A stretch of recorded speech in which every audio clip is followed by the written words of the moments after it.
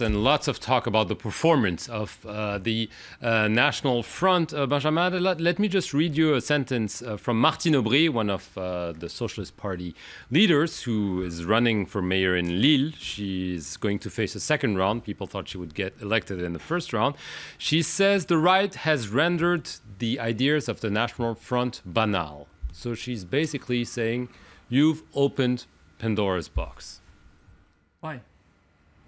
I'm asking you. Well, we should ask Martine Aubry. I don't know why she says that. The truth is that maybe you're copying some of those ideas on immigration. We've heard these accusations for decades. Now, we hear all the time that the right, UMP, is going to ally with the National Front. On the contrary, we have always refused any kind of alliance with the National Front, and have actually excluded the very few candidates who have tried to do it. And that's not going to change. And that's obviously not going to change. And you heard me tonight, and you know how much we reject the National Front, its discourse and its policies. And actually, I mean, what we should ask Martine Aubry is why she hasn't applied this sort of rigor and discipline to the Socialist Party, who have always allied with the extreme left, and especially Mr. Mélenchon's party, without any scruples. So we can ask both on the local level and on the national level. So the right has always been very clear. We reject all kind of extremists.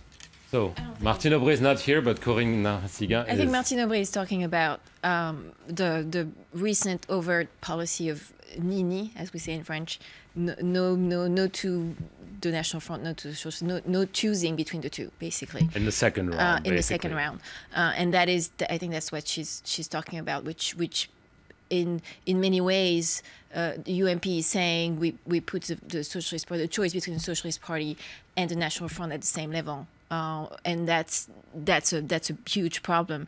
That's something new. That's been promoted by Jean-François Copé, by François Fillon, and that's very worrying. And also we've seen in some of their policies and a rapprochement with some of the themes that have been traditionally the National Front's themes. Do you agree? And I don't think it's fair at all to compare the far left and the far right. So it seems, Philip Turrell, that the right and the left are just accusing each other of helping the National Front. Who's telling the truth? I think that they're both actually in the same situation of doubt about the impact of the National Front. The problem now is that the National Front is like the kingmaker. It's the party that can decide in a lot of these triangular second round runoffs which party is elected. Either it calls on its voters to vote for the right if the right is going to win, or it calls on its voters to vote against the right to get the socialists in. Of course, it's very difficult to know what's going to happen. As far as the left, the socialists and the right are concerned, they're saying, well, we're not going to ask for any of our voters to vote for the National Front, because we're going to ask them to vote for the opposite party. It's a bit confusing, but if you go back to give an example of this, was happened in 2002 in France with the election of Jacques Chirac as president, because Jean-Marie Le Pen, the leader of the National Front at the time, came second, in the first round of the presidential elections with Jacques Chirac. The Socialist Party, Lionel Jospin's candidate, was knocked out. So we had Chirac and Le Pen in the second round, and at that time all the Socialist voters called on their voters to vote for Jacques Chirac, who was elected with 82% of the vote. This time around it's a bit difficult to know exactly what will happen, because many National Front voters who voted today, whose candidate will not get through next Sunday, may be tempted either as a vote of protest not to vote for the traditional right or vote for the left. So therefore it remains quite unclear about which candidate, when there's almost a close runoff, but there are three candidates running, will actually win the support of the National Front voters to become the elected mayor of that town or that village or that city. And that, I think, is of major concern to both the left, the socialists, and to the traditional right, the UMP. Right. Elia Hatem, do you sense a difference? You were campaigning in Paris. Yes. Paris is a difficult town for the National Front. Historically, the National Front has never done well. Do you see a difference in the way people perceive you, or are you still seen as the devil by most Parisians and many people in France? The thing is that my candidature was very, I would say, particular, because I came from the Action Française, which is a royalist movement, and I belong to the Rassemblement Bleu Marine, and I'm not 100% a full member of the Front National, while I am a very good friend to Mr. Jean-Marie Le Pen, who was member also of our movement. What I checked, I was the only and the sole, I would say, candidate in France, that I am the candidate of the proximity with the people. That means that I was talking every day with all people, with the and then I was very well perceived by the population. And what the people are saying, this is what I was just, I'm going to repeat what I said right now. We don't trust anymore the traditional political parties. And when you say that you come from a movement called Rassemblement Bleu Marine or the Front National, I heard a lot of this answer. Let them give you a chance and maybe things will change. So I think that today the people, they do not trust the traditional political parties and they would like to see some changes and the new figures, I would say, with the new politicians. Okay, so clearly this prompted some preoccupation within the Socialist Party, first of all because the Socialist Party didn't perform well, but also the score of the National Front. Here was some kind of justification by the Prime Minister Jean-Marc Ayrault about the results today. Let's take a listen. In the areas where the Front National have made it through to the second round, all Democratic and Republican voices need to come together. And we have a responsibility to stop them. I'm appealing to all voters to come to the polls next Sunday to stop the Front National, and in particular those who chose to abstain from this first round of the vote. Corinne Narassiguin, is anyone going to listen to the Prime Minister? Well, I think on the left there's no doubt about that. On the right, I think we'll see. Because you'll need some centrist voters, some voters on the right wing to win several races. Of course. The voters in the center right are going to be crucial. I think the voters on the left also who stayed home are going to be very important. And I think we have to move away from the national strategy that clearly serves the National Front at this point. But it also means we focus on the local issues. Right, but what you're saying is that essentially the Prime Minister, the President are toxic. We don't want them on the local races because they're so unpopular.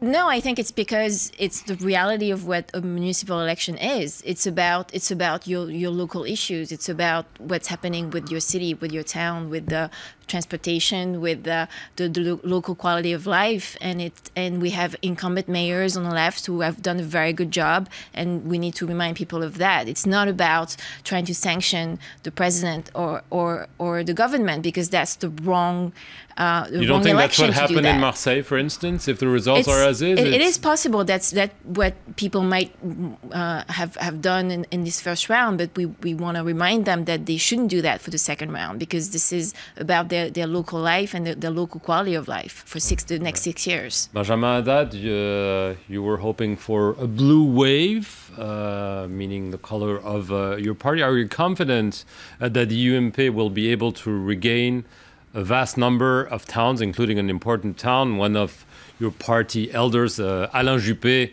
won in the first round in Bordeaux. There are a few victories. Do you think this could be really something that will help reboost a party that has struggled because of leadership battles, because of scandals? Do you think that this is really an important time next Sunday? Yes, I think it is. I think it was tonight. I think it is next Sunday. I think it's interesting to see that the socialists are somewhat embarrassed of their government and try to distance themselves as much as possible from François Hollande and Jean-Marc Ayrault. And I totally understand this strategy, by the way, because tonight was a clear show of anger and rejection at the government policies. I think, we should not choose between national and local. I think we will have a very coherent national message, which is sanctioning the government's failures, but as well local message, as you say, because this is a local election with issues such as schooling hours, such as transportation, such as security, which are also major concerns in daily life for voters. And on all these issues, we have credible propositions, credible alternatives to the cities where the socialists are mayors. And I see tonight that we have very, very strong prospects to regain major cities. It was already the case, as you said. Some of our national leaders like Jean-François Copé, Alain Juppé, Laurent Wauquiez had very good results tonight and won. And we should continue till the second round. How many cities do you think the National Front will win? Let's just remind our viewers that there are no National Front mayors. I hope that there's already one tonight. As many as the French people will vote for. Well, that's not an answer. Let's be precise. What do you expect? It depends on the result. So we're waiting for the result tonight, and then accordingly we can, a dozen maybe. That would be a lot. I hope a lot. It depends on the French will. I would like just to add one thing is concerning the declaration of Mr. Hérault. I am very surprised of the anti-democratic way of imposing to people and trying to make the same thing what it has been done for many years with the Front National. And I think this behavior will push people to vote more for the Front National. Philip Turl, conclusion quickly. What will be interesting to see is how much of a protest vote today's vote was compared to next week, and how much people who vote next week, what the abstention rate will be in the second round, probably less than today, how much people will want to vote for their local candidate, how much people will want to vote for the person they know, how much people want to vote for the mayor who's already done a term in office and has done a good job and will get the job again. I think today was a protest vote against the government. It was the French people saying we've had enough of François Hollande, we want a government reshuffle, we want a change of tactic, we want new policies, and it was a protest vote against a traditional right because they're dissatisfied with this never-ending saga of is Nicolas Sarkozy coming back or not, which is upsetting the whole right in its strategy for preparing itself for the next presidential election. They said we've had enough, we want a change in direction on both those sides. We're voting for the National Front because they are willing to take measures, take steps that the other parties are not willing to take. Be interesting to see whether that's the same message that comes through next Sunday. Yes, and there are also forthcoming European elections where the National Front has a very simple ambition to win them. We'll see how well they will perform next Sunday. We'll be here for another special election night here on France 24. I want to thank all of you for coming. Good luck for those who are running next week, and we'll be here for another special on France 24.